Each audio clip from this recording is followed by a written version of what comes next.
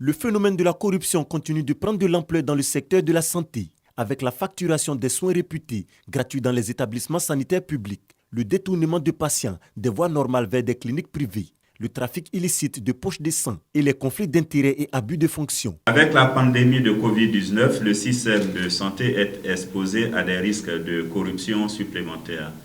Dans ce contexte, il apparaît plus que jamais important d'intensifier les efforts de lutte contre la corruption, de renforcer en particulier l'intégrité des agents de santé.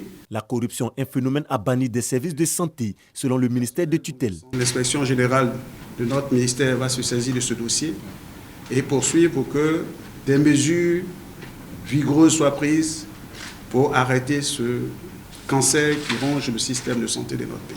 Je voudrais donc vous dire que cette situation ne restera pas impunie et que dès que nous aurons la fin des investigations complémentaires, on reviendra pour annoncer donc les conclusions de ces investigations. De ce fait, le ministère de la fonction publique appelle l'ensemble des agents de l'État à adopter les bonnes pratiques. La fonction publique jouera son rôle à leur côté pour aider à la sensibilisation et à changer d'approche. Chacun en ce qui le concerne jouera son rôle pour que très rapidement ces vieilles pratiques soient inscrites dans nos archives.